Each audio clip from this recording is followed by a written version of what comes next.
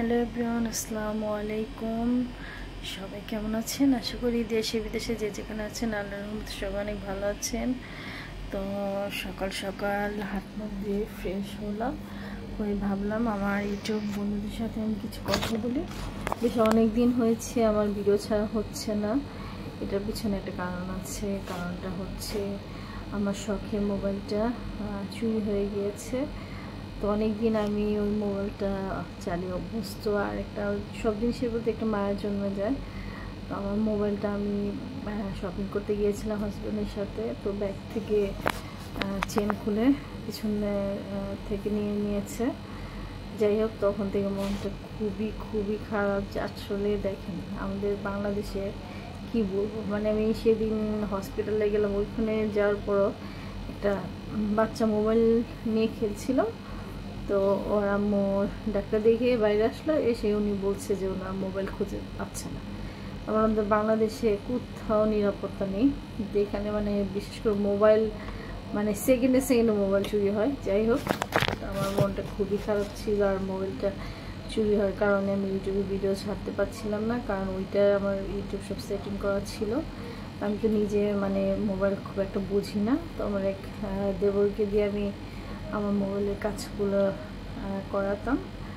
তো ওকে অনেকবার খবর দেওয়ার পরেও আসেনি। আর পরে আমার হাজব্যান্ড আরেকটা মোবাইল দিয়েছেন, আমি নিজে অনেক চেষ্টা করে তারপরে ইউটিউবের সেটিংটা করেছি। তো এখন ইনশাল্লাহ আবার রেগুলার ভিডিও দিব। তো সবাই পাশে থাকবেন। তো এখন নাস্তা বানাবো আর ছোট্ট একটা ভিডিও ব্লগ ভিডিও আপনাদের সাথে শেয়ার করছি। আর আমার প্রতিদিনের ব্লগ ভিডিও হচ্ছে রান্নাবান্না, টুকিটাকি কাজ যা যা সারাদিন করি, এগুলো হচ্ছে আমার ব্লগ ভিডিওতে। সবাই পাশে থাকবে। তো সকালে নাস্তা বানানোর জন্য আমি একটা ডো করে নিয়েছি ময়দার। তো আমি একদম সাদা পাতলা রুটি বানাবো আজকে। আর সাথে আমি কিন্তু এই সবজি ভাজিটা রাতেই করে রেখেছি, পাঁচমিশালি সবজি ভাজি। আর সবজি তো শরীরের জন্য অনেক ভালো, চেষ্টা করি প্রায় সবজি ভাজিটা করতে। আর সাথে তো থাকবে ডিম পোস্ট, প্রতিদিন আসলে আমরা সবারই ডিম খাওয়া দরকার। আর নাস্তার পরে থাকবে গরম গরম চা। তো চা না হলে তো হয় না। আর এই দেখেন আমার রুটিগুলো খুবই ফুলকো আর খুবই সুন্দর হয়েছে। তো ওর বাবার জন্য আমি নাস্তা রেডি করে নিলাম, ডিম পোস্ট ভাজি আর সাদা রুটি। আর সাথে ওর বাবার চাটাও আমি রেডি করে দিচ্ছি। তো ওর বাবা তো খেয়ে দিয়ে কাজে চলে যাবে।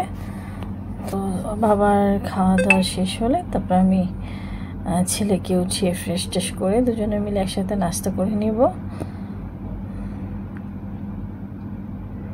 তো আমার সকালের নাস্তাটা, তো ওর বাবা কিছু সবজির বাজার পাঠিয়ে দিল। তো আমি বলেছিলাম যে তুমি কিছু সবজি পাঠিয়ে দিও। হ্যাঁ, কারণ হচ্ছে সবজি দিয়ে রান্না করলে পেট ভরে ভাত খাওয়া যায়। ভুনা টুনা খুব একটা আমার ভালো লাগে না।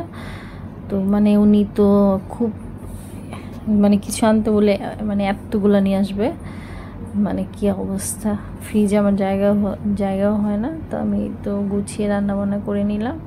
তো আজকে রান্না করলাম কচুরমুখী দিয়ে, বেগুন দিয়ে ইলিশ মাছ আমি রান্না করলাম। আর এই তরকারিটা আমার খুবই খুবই পছন্দের একটা তরকারি।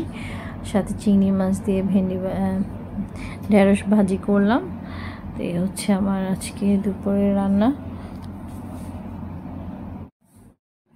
তো বাবার সাথে জুয়েলারি দোকানে গিয়েছিলাম আমার চেনটা ঠিক করতে। চেনটা একটু গলায় যে চেনটা পরে একটু সমস্যা ছিল। তোর বাবা আমাকে আংটিটা গিফট করলো, সারপ্রাইজ দিল। তো সারপ্রাইজ পেতে তো সবাই অনেক ভালো লাগে। তো অনেক অনেক হ্যাপি ছিলাম হাজব্যান্ডের কাছ থেকে গিফট পেয়ে। আসলে প্রত্যেক মেয়ে কিন্তু হাজব্যান্ডের কাছ থেকে গিফট পেতে ভালোবাসে এবং অনেক খুশি হয়। আর হাজব্যান্ডকে অনেক অনেক ধন্যবাদ এত সুন্দর একটা গিফট দেওয়ার জন্য।